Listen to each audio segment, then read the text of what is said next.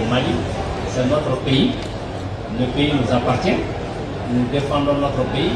Notre armée aujourd'hui dispose des capacités militaires qui peuvent dissuader plus d'un si on n'a pas compris ça encore. Donc le Mali n'est pas là, moi je ne suis pas là, les forces armées ne sont pas là en train de trembler parce qu'on nous a dit qu'il y a quelques illuminés qui sont pas loin de Bamako qui sont en train d'essayer de prendre la ville. Encore une fois, je dis de dire à ceux-ci de se réveiller.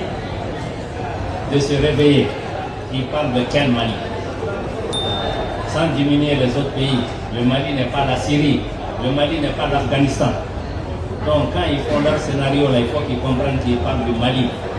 Un pays éternel. Un pays qui a été là, un grand pays. Un grand peuple.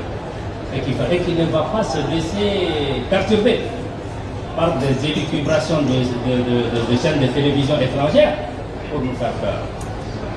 Ce que je peux dire, c'est que nos populations ont compris le stratagème, ils ont compris le jeu, ils ne sont pas dupes. Parce qu'en réalité, nous sommes dans une guerre par procuration. Il faut qu'on le comprenne encore une fois. Je dis, il ne faut pas qu'on pense qu'on est juste en train de faire face à des groupuscules terroristes. Non.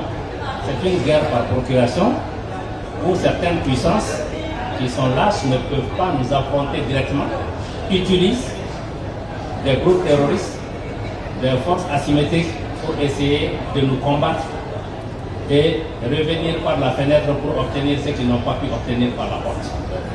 Donc ça, il faut qu'on comprenne ça très clairement. Et dans ce cas, on peut se poser la question, je ne veux pas passer la journée à discuter si Bamako tombe ou si Bamako ne va pas tomber, mais qui a intérêt à ce que Bamako tombe? Et qui veut que Bamako tombe? Pourquoi on veut que Bamako tombe?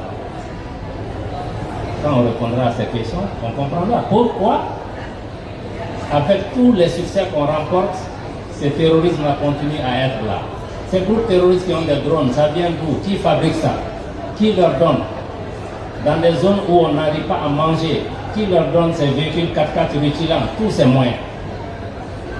Je crois que quand on répondra à cette question, on comprendra que, en réalité, c'est d'autres. Récemment, j'ai vu même hier, le chef des services de renseignement français, qui était sur une télévision, et qui a dit qu'il ne pense pas que les terroristes peuvent prendre Bamako. Ça, il ne nous dit pas quelque chose, ça, c'est lui seul qui pensait ça, pas nous. Et que ce n'est même pas leur volonté de prendre Bamako. On dit, ah bon, donc vous connaissez leur volonté. Comment vous connaissez leur volonté? Est-ce que c'est vous qui leur donnez cette volonté? Est-ce que c'est vous qui les commandez? Est-ce que c'est vous qui décidez? Cela peut vous faire comprendre jusqu'où on a aujourd'hui une collision entre des forces hybrides. En réalité, ce n'est pas des terroristes, c'est une guerre par procuration. Mais je peux vous assurer que le Mali va demeurer. Le Mali va passer à travers ces difficultés. Nous allons tenir, nous allons avancer et nous allons continuer aussi à faire face à ceci. Nous les laissons eux-mêmes répondre à leurs propres contradictions. Je crois que c'est la seule réponse qui vaille.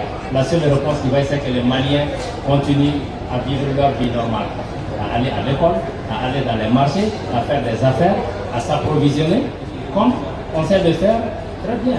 Je pense qu'il ne faut même pas qu'on perde notre temps à répondre à ceci parce qu'ils vont nous distraire. Parce qu'ils sont sur les plateaux de télévision, nous on est dans l'action. Donc ils sortent de leur film de science-fiction pour entrer dans l'action. Nous on est là. Merci, M. le ministre.